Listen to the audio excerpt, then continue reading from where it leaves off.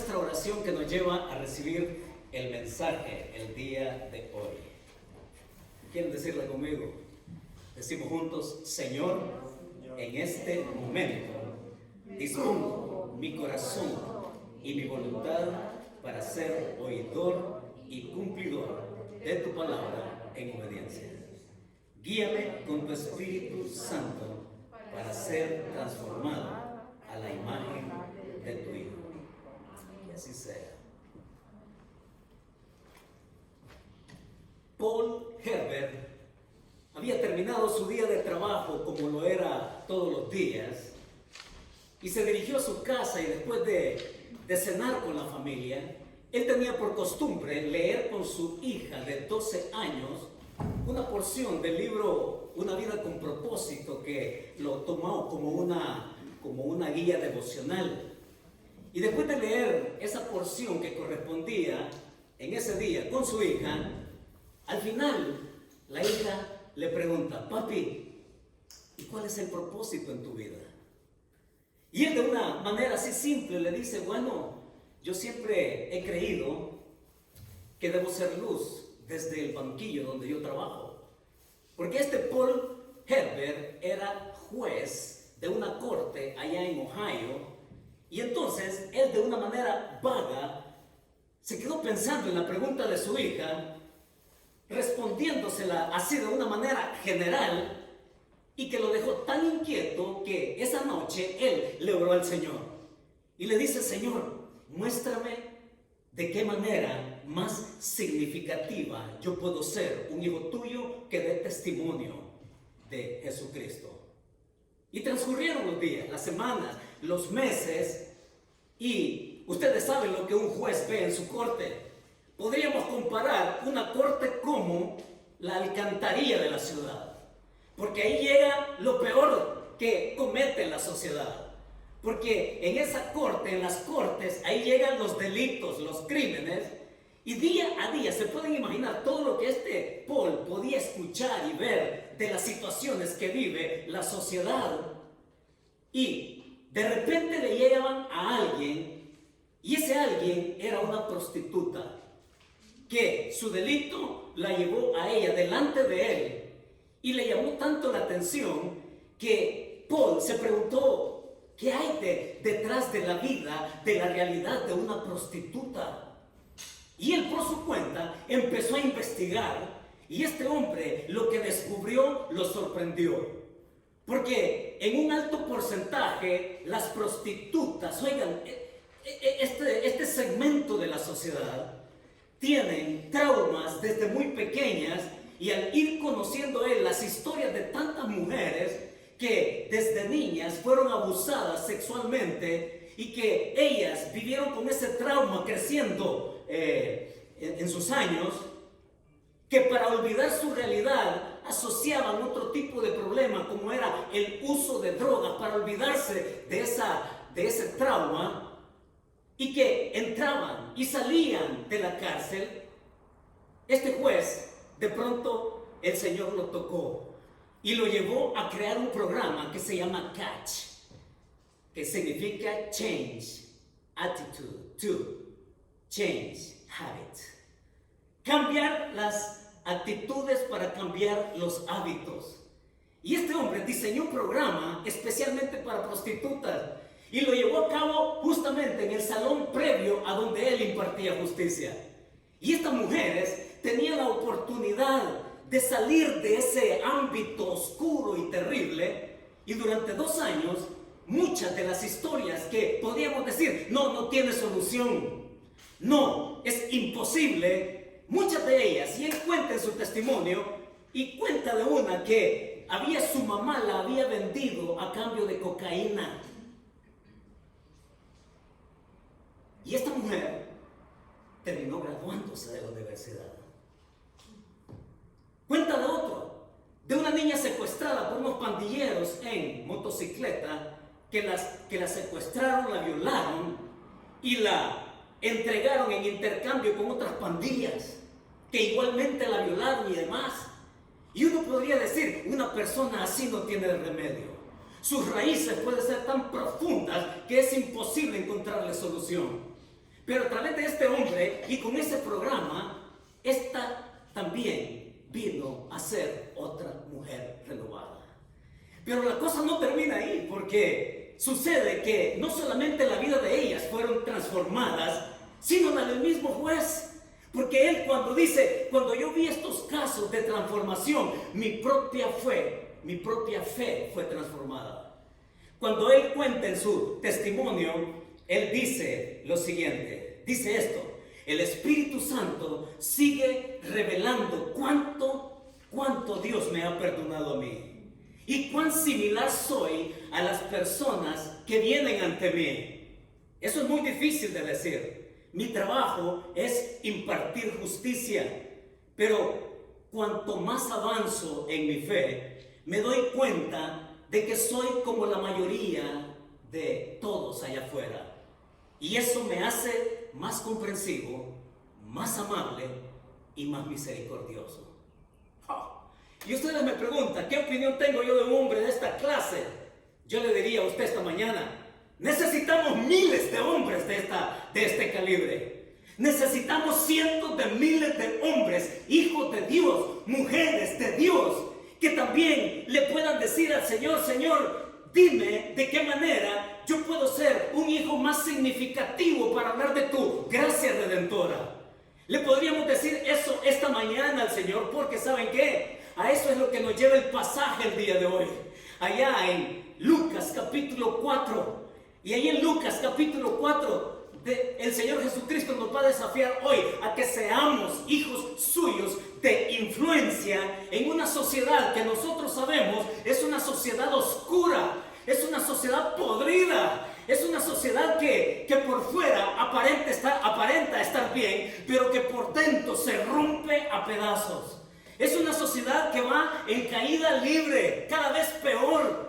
Y en ese ámbito, y usted me va a decir: pastor, ya no hable de eso, porque yo todos los días oigo las noticias, veo las noticias y siempre es lo mismo. Pero es ahí donde nosotros vivimos, es en esta sociedad en la cual nosotros nos desempeñamos. Y el día de hoy en Lucas capítulo 4, ese pasaje hoy nos va a decir que nosotros sepamos abrir puertas, que sepamos abrir puertas para encontrar y provocar las oportunidades que nos permitan hablar de la gracia redentora del Señor. Eso es lo que nos lleva el evangelista Lucas capítulo 4, versos del 42 al 44. Y usted recuerda, ¿no?, dónde dejamos al Señor Jesucristo la semana pasada. Lo dejamos allá en Galilea, lo dejamos allí en Nazaret, en la sinagoga donde él leyó el rollo del libro de Isaías.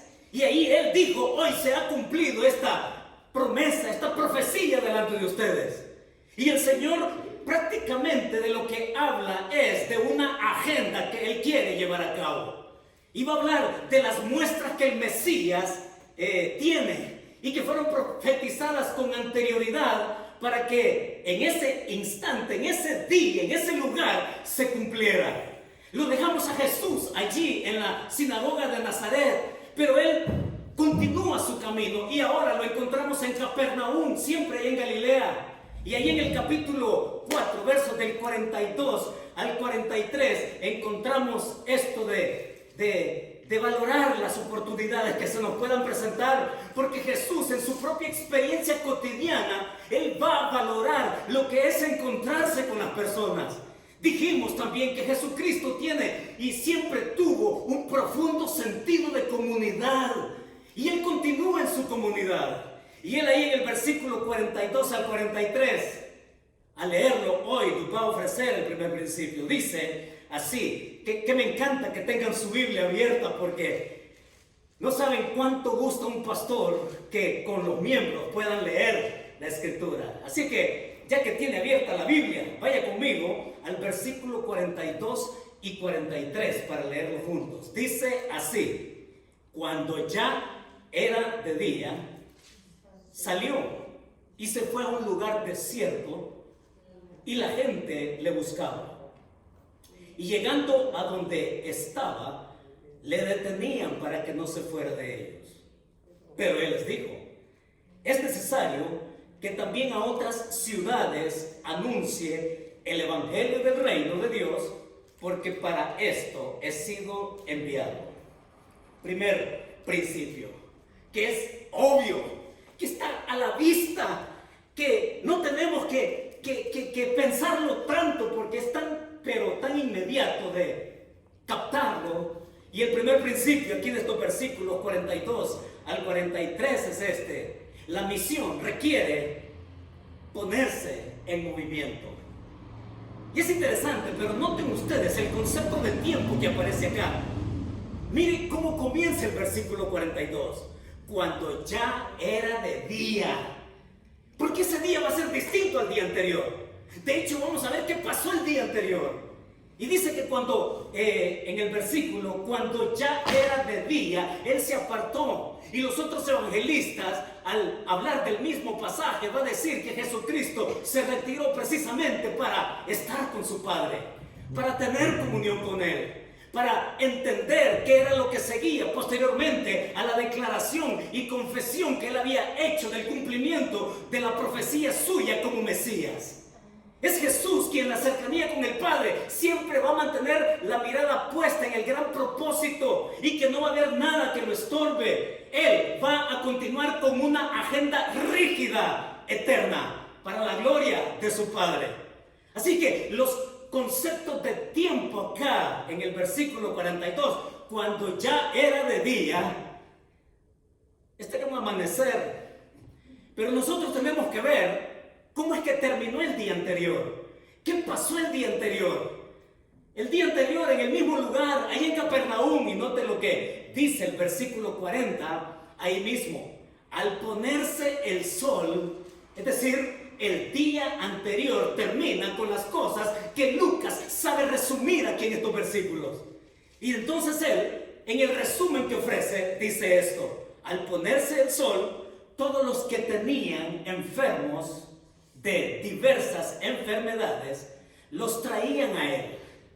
Y él, dice, poniendo las manos sobre cada uno de ellos, los sanaba.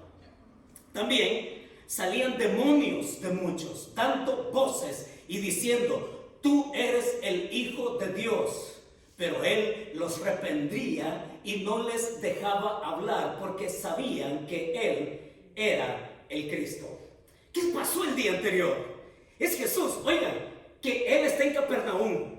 Él ahí incluso ha estado en una sinagoga, y en esa sinagoga con gente acostumbrada a la religión, acostumbrada a lo que consideraban normal. Pero aún ahí en esa sinagoga hasta apareció dentro de los miembros un endemoniado. Y es interesante que Lucas va a describir, oigan, la autoridad y el señorío de Jesucristo sobre las diferentes enfermedades, y que Él era tan así cercano, tan approachable, como dicen en inglés, ¿no? Jesús era así cercano al punto que ponía las manos a cada uno para sanarlos de sus enfermedades. Pero no solamente es eso, porque uno sabe cómo llevar su enfermedad. De hecho, cualquiera de nosotros aquí podría estar padeciendo alguna enfermedad. Y la medicina nos ayuda a saber lidiar con nuestra... Fresia me decía hoy temprano, se toma 13 pastillas diarias para controlar su presión y demás. Es que, oigan, la medicina tal vez no nos sane, pero la medicina sí nos puede dar cierta calidad de vida. Y entonces ellos, como nosotros, sabemos lidiar con nuestras necesidades físicas. ¿Ya?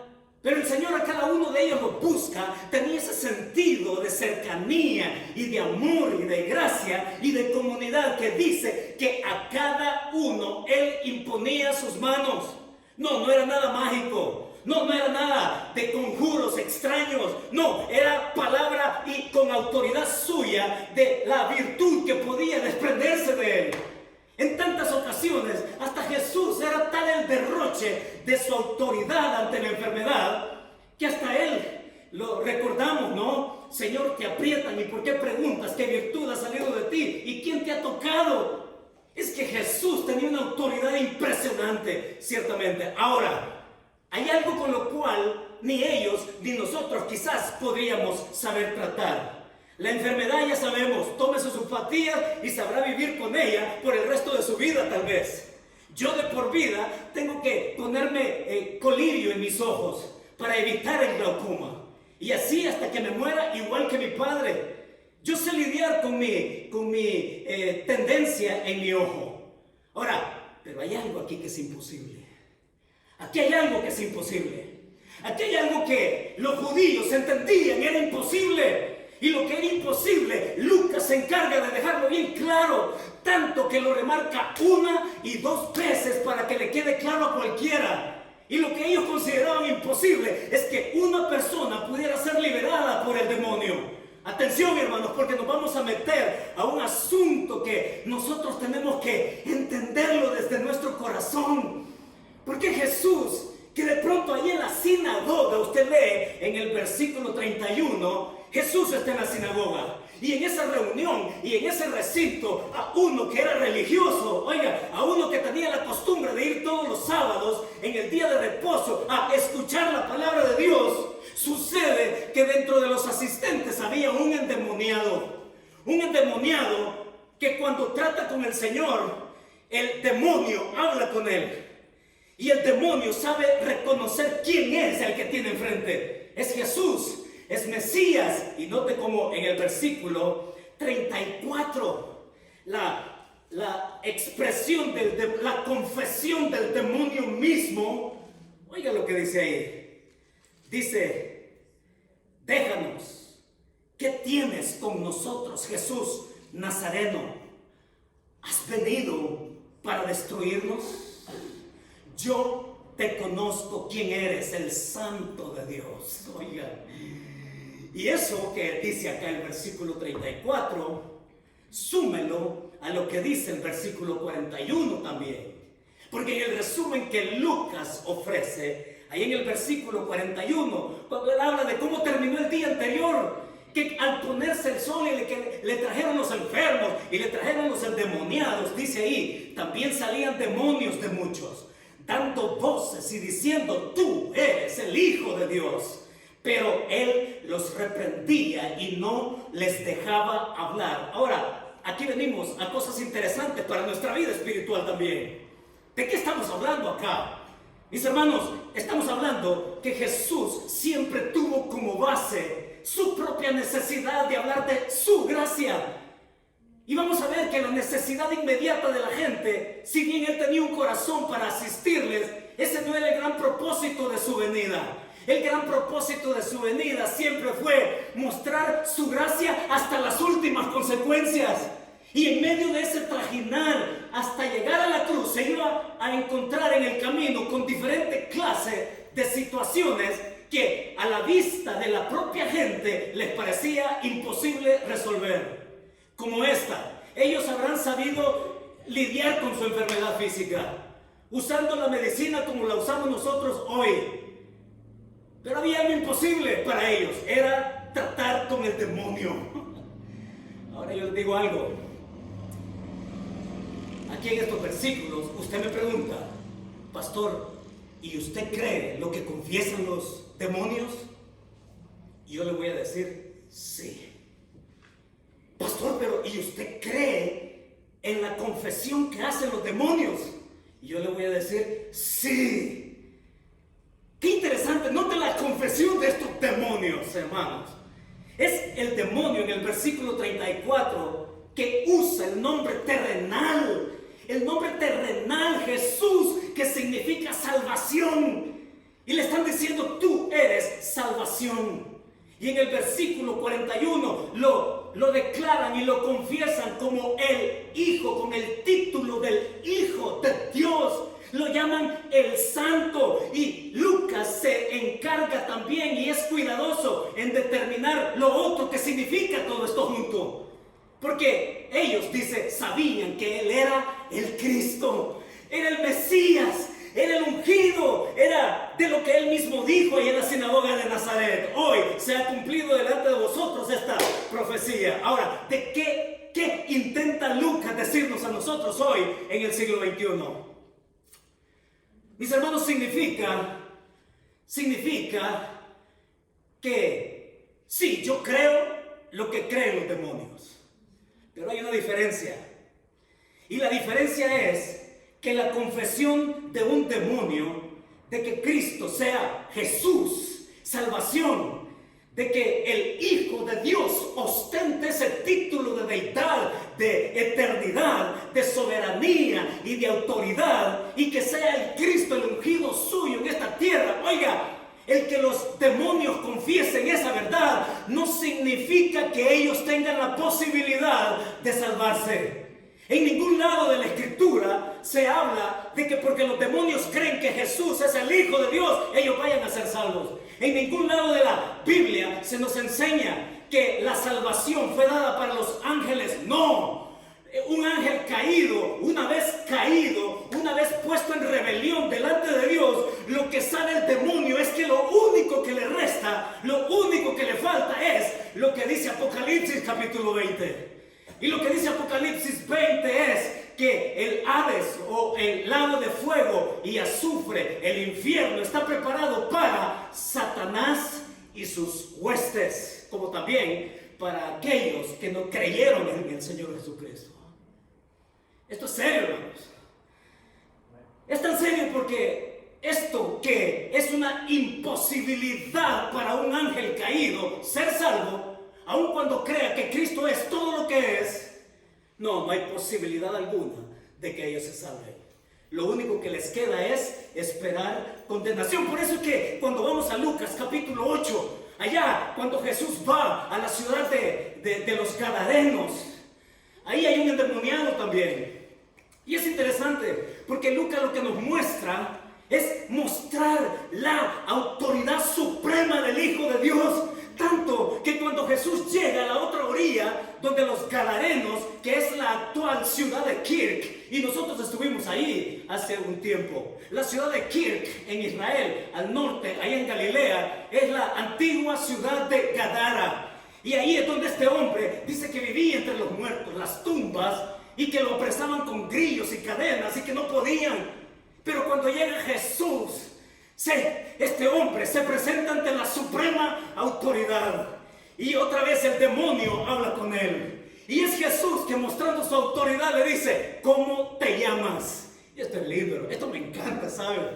Porque en la Biblia, cuando encontramos de que alguien pide el nombre a otro, lo que está declarando es: yo soy tu autoridad, yo soy a quien tú te debes, yo soy a quien tú debes someterte, yo soy el que está por encima de ti. Y oigan, en cierta manera, eso es lo que hacemos nosotros cuando le ponemos el nombre a nuestros hijos. Le ponemos el nombre a nuestros hijos porque con ellos nosotros establecemos una autoridad. Tú eres mi hijo, tú te debes a mí. Y en la cultura antiguo testamentaria, es por eso que Adán le puso nombre a la varona, que al principio se llamaba varona, pero que después él la nombra como Eva. Es Dios que la pone como liderazgo sobre ella. Y así podemos pasearnos por la escritura de lo que significa: dime cuál es tu nombre. Y este demonio le responde ahí en el capítulo 8 y le va a decir: me llamo Legión, porque somos muchos. Pues ustedes, Legión, están supeditados a mí. Yo soy la suprema autoridad. Y por eso le preguntan a él: ¿has venido antes de tiempo para atormentarnos? Sí, hermanos. Lo que sabe el demonio y Satanás con seguridad, y que no le quepa duda, es que lo único que les toca a ellos es el infierno. La imposibilidad de salvarse. Por eso es que el versículo continúa. Y esa imposibilidad de salvación para los ángeles caídos se convierte así en la posibilidad de gracia que un ser humano que ve a Cristo como Señor, como Jesús, como Salvador, como el ungido, como el Mesías. Entonces una persona que cree en el Señor sí tiene la posibilidad de ser salvo. Eso es lo que Lucas nos está diciendo acá. Y cuando venimos a este hermoso pasaje, miren qué cosa. Porque muchas veces nuestra mirada puede ser tan limitada que nosotros queremos que Cristo sea solo para mí. Y por eso es que el día anterior termina de esa manera, con una fuerte actividad de Jesús obrando milagros y obrando sobre aquello que el judío consideraba era imposible de tratar, que era la gente endemoniada. y lo buscan. En el versículo 42, cuando ya era de día, Jesús estaba quieto ya. Estaba en comunión con su Padre. Estaba enfocando su vida al gran propósito. Lo buscan, lo encuentran. Y entonces ahí en el versículo dice, llegando a donde él estaba, le detenían para que no se fuera de ellos. A veces, hermanos, podemos estar solamente, pero tan reducidos en lo que queremos, que nos olvidamos que Cristo está para algo más. Sí, nos olvidamos y queremos monopolizar esa gracia. Y queremos monopolizar a Cristo. No, Cristo es mío. Y Jesús acá dice en el versículo, Él les dice, es necesario que también a otras ciudades anuncie el evangelio del reino de Dios, porque para esto he venido. Sí, eso es lo que nosotros tenemos que entender también, hermanos. Nosotros hemos tenido la gracia del Señor Jesucristo para ser perdonados y ser salvos y tener la vida eterna para siempre. Diga amén a eso. Ahora, hay algo más acá, porque el Señor los manda a callar a estos demonios. Y usted se pregunta, pero ¿y por qué los manda a callar? Si acaso no le convenía a Él que lo reconocieran los demás, haciendo un imposible y siendo testigos de ello, de que una persona endemoniada fuera liberada. ¿Por qué manda a callar a unos y a otros demonios? ¿Por qué Jesús con su autoridad le dice calla? Mis hermanos, por una razón. Es porque Cristo tiene su plan bien marcado. El que estos hayan declarado y confesado quién era el Hijo de Dios hubiera significado el que la gente hubiera creído en lo imposible solo para el momento.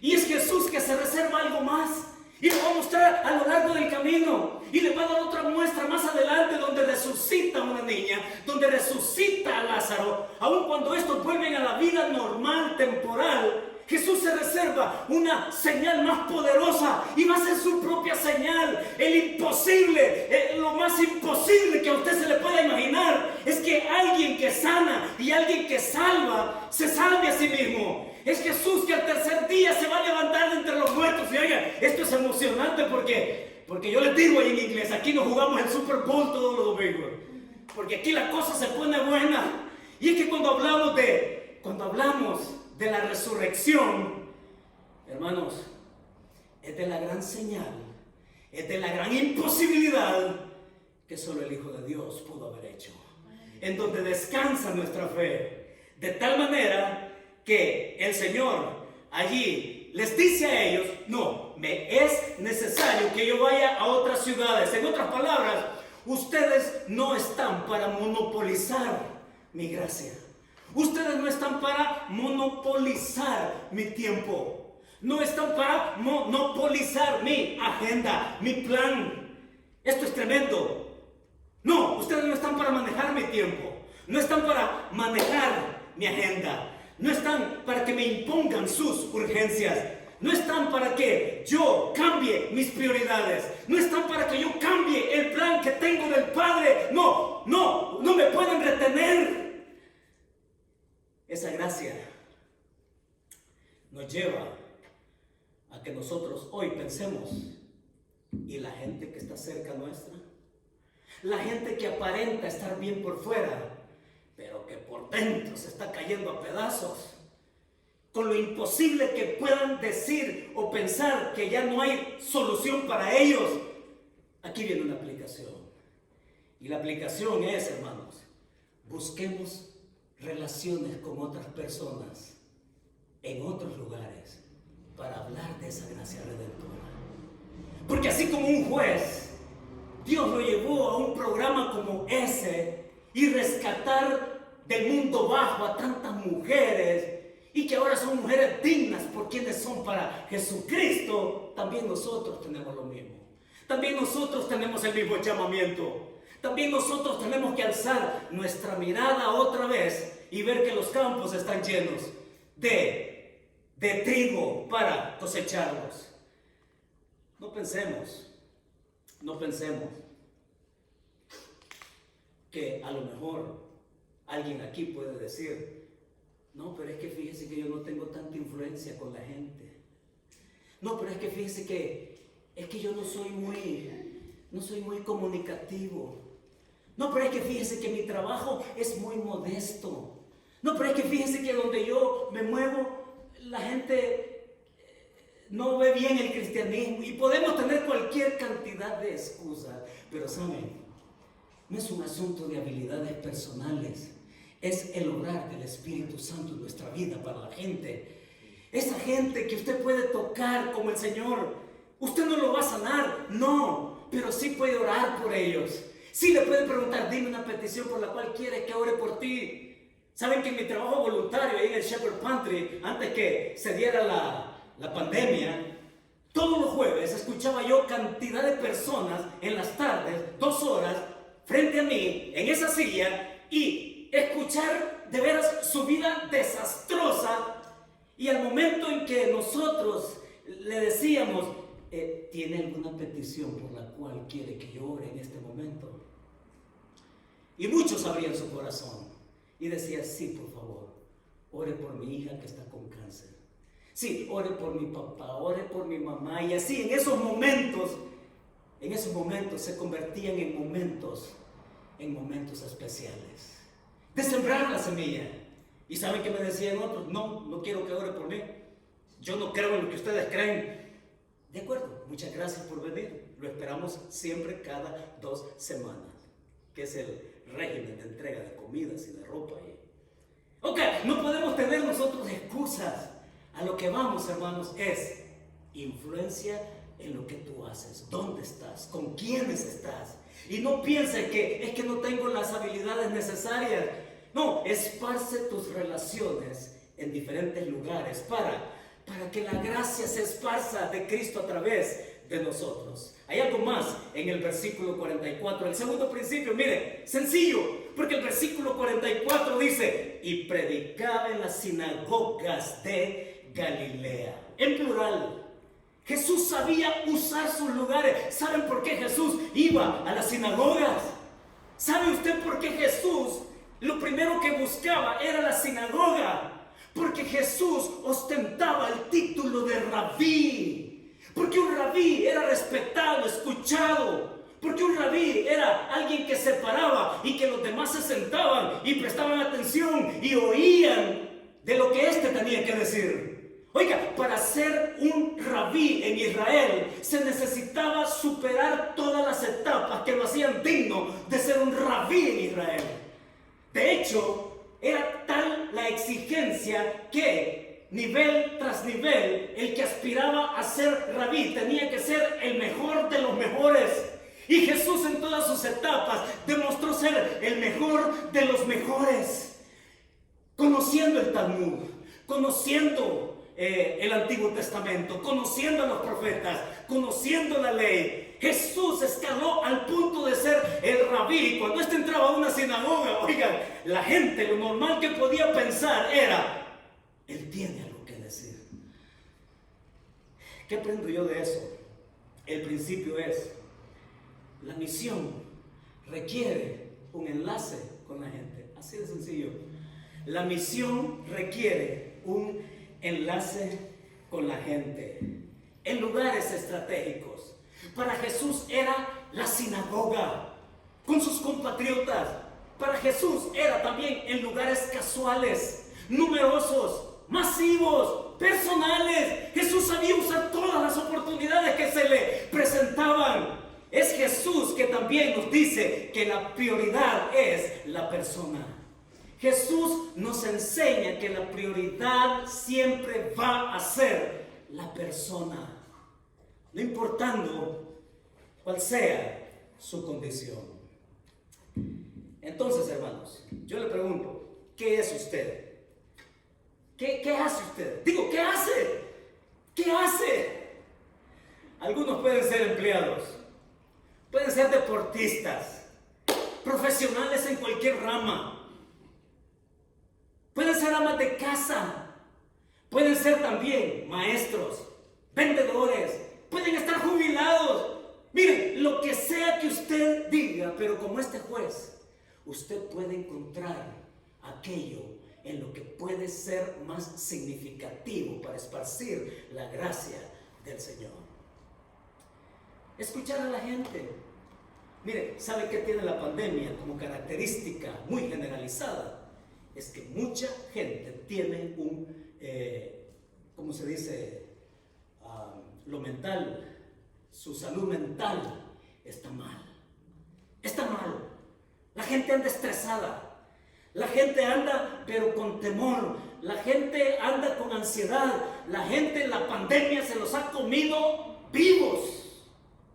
¿Y sabe qué necesita una persona con una salud mental distorsionada? Lo que necesita es hablar. Lo que necesita es ser escuchada. Lo que necesita es oír que Cristo puede darle paz en su corazón. Ahora, yo le pregunto otra cosa.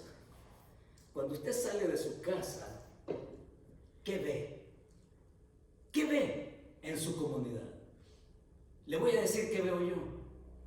Yo veo la gran urbe de Los Ángeles, un bosque de cemento, edificios. Veo también vecindarios, personas. ¿Sabe qué más veo? Veo parques donde la gente va a jugar con sus niños, con sus mascotas. ¿Sabe qué más veo? Veo centros comerciales. Veo donde la gente tiene sus servicios, sus necesidades. Pero ¿sabe también qué más veo? Veo injusticias. Veo abusos. Veo malversación de los recursos. Veo discriminación. Veo racismo. Veo clasismo. Veo degeneración. Veo gente en abandono. Es que lo que veo al salir de la casa en mi comunidad es pecado. Eso es lo que veo. ¿Qué ve usted? Y eso a mí me hace llevar a una conclusión. Todo eso que veo, lo que me hace es recordarme que me tengo que poner en movimiento. Que me tengo que poner en movimiento para continuar la misión de Jesucristo. Que valga esa oportunidad de encuentro con la gente. Y que en esa oportunidad de encuentro no nos atribuyamos la gracia exclusivamente solo para nosotros. La gracia es Jesús diciéndonos, me es necesario ir a otras ciudades, porque otros la necesitan. Mis hermanos, ¿cuál es la verdad que nos llevamos? La verdad es esta: abre puertas creando oportunidades para hablar de la gracia redentora de Cristo. Dios quiere hacer con nosotros algo más significativo para que esto sea así. Amén. Dejarnos usar por el Señor. Oramos. Señor, muchas gracias por traernos a tu palabra, al autor de la salvación, al Hijo, al Santo, a Jesús, el Cristo, el Mesías, el ungido, y todo lo que en él hemos encontrado. La plenitud de tu gracia, Señor, salvándonos, rescatándonos de las tinieblas a tu luz poderosa y admirable. Muchas gracias, Señor, por tu pueblo reunido esta mañana, este día. Y yo oro que nos hagas ser instrumentos útiles para ti, siendo, Señor, medios de gracia para los demás. Amén. Al hablar del Evangelio, Señor. Sí, Señor. Al hablar las buenas nuevas, con quienes tú nos pongas enfrente y en cualquier escenario donde tú nos hayas puesto con cualquier nivel de influencia para que sepan que tu gracia está disponible. Sí, Señor. Úsanos con tu Espíritu Santo, sí, para que también nosotros seamos transformados con un corazón compasivo, misericordioso, empático hacia gente, Señor, que vive en oscuridad, en una sociedad perversa. Úsanos en medio de todo esto. Sí, Señor. Así te lo pedimos, Padre, en el nombre de tu Hijo Jesucristo. Amén. Amén. Y amén. Mis hermanos,